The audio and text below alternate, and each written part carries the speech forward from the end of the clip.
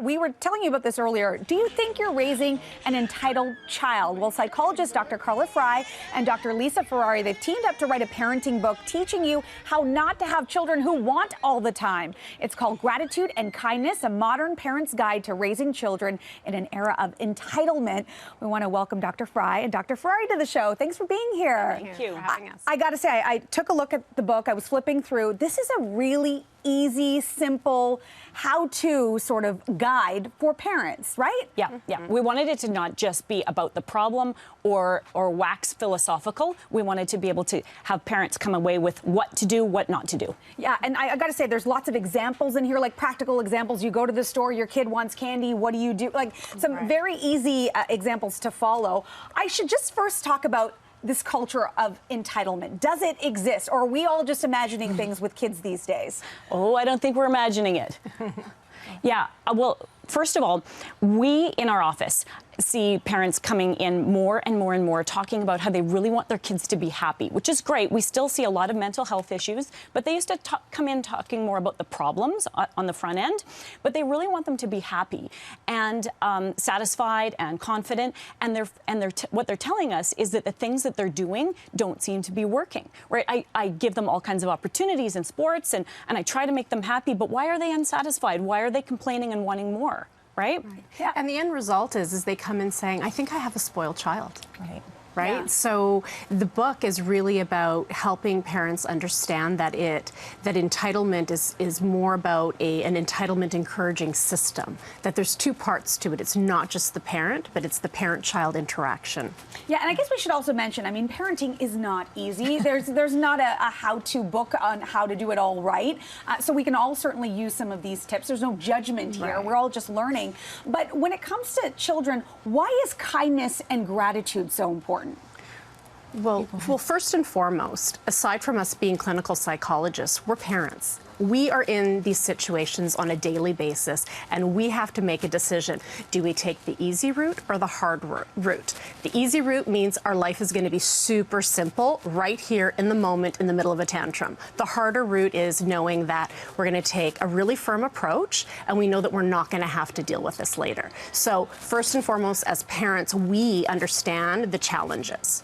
Okay. Now, your question was the gratitude and kindness. Right. Well, we've got a ton of science backing us up that gratitude has a positive impact. It's maximizing the good in your life, maximizing positive emotion. Right, helps us to feel better in our relationships. Helps us to feel socially connected. It helps us to feel satisfied. Right. It helps us to pay attention to the good, because it's so easy to pay attention to the bad. And it's not just about being like fake positive. It's about really like, I enjoyed my tea.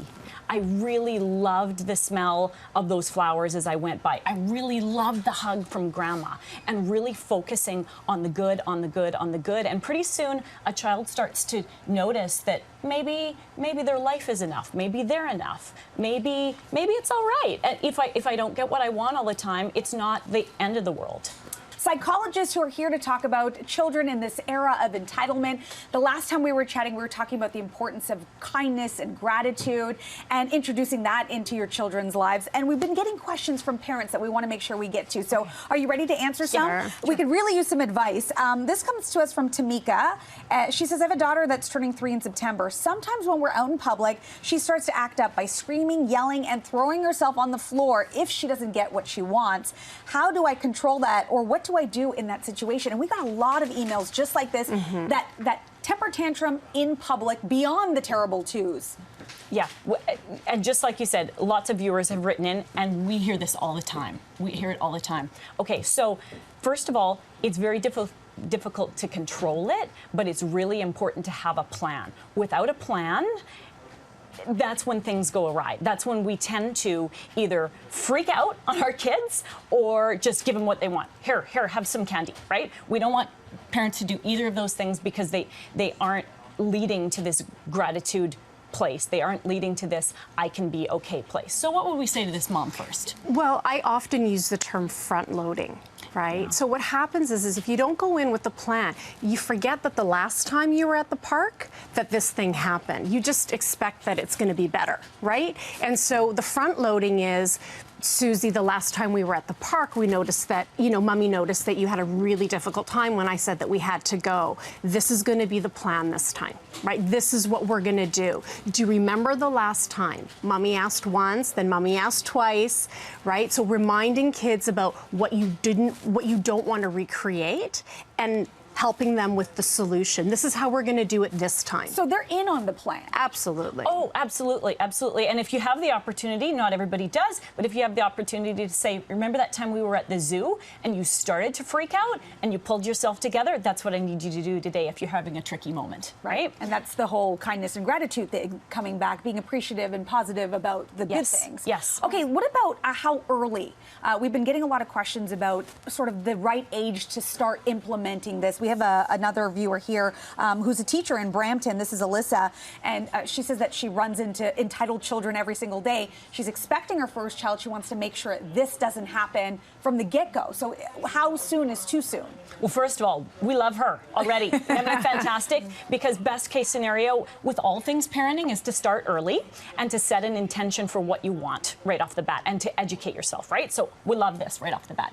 But that appreciation business, it can start right from with baby sign language. Right? When our baby smiles at us, we want to be like showing them with our body language and our face, I appreciate you. Right? And right from when our 1-year-old passes us some Cheerios or juice, to be able to be like, thank you. You didn't have to share that with me, but you did. Sweet. In little 5 and 10-second sound bites. So would you not say? Right. It's never too soon? It's never too soon. And just be really aware of, it's not always what we say, but it's the nonverbals that our children look to. When they're really young, they're looking around at all the little nonverbal signs in their environment to help them understand and interpret what's going on. So it's not necessarily language either, it's behavior. It's the vibe and the feel, and we want to start talking early also about what we appreciate in our lives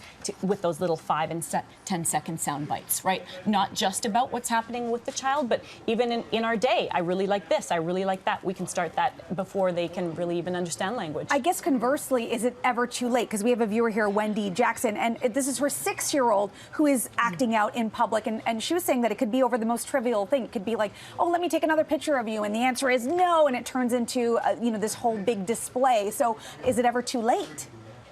Never too late. Never too late. Absolutely not. I mean, 6 years old is a lot better than if somebody is writing in about a 17-year-old. It's still possible, but it's a lot trickier. Let's just face it, right? Right. I think a really important piece of information that most parents don't have is that when a child tantrums, it doesn't mean that what you're doing isn't working. In fact, behaviorists or behavioral psychology and theory would tell us that a tantrum is actually an indication that what you're doing, which is setting a limit, which is saying no, is actually working, but your child is trying to get you to revert back to giving in like you did last week or like you did in the morning. So the message is stay firm, be consistent, and if you say you're leaving the park, or if you're saying you can't have the third cookie, don't give them the third cookie. Because if you do, next time it's 10 times worse. All right, well, we're going to have to leave you off on that. Great advice, and also just a reminder to get the book. It's called Gratitude and Kindness, A Modern Parent's Guide to Raising Children in an Era of Entitlement. It's a great book. Really easy to understand. Thanks for being here. Thank you. We'll be right back. Right now it's 7:45 and 22 degrees.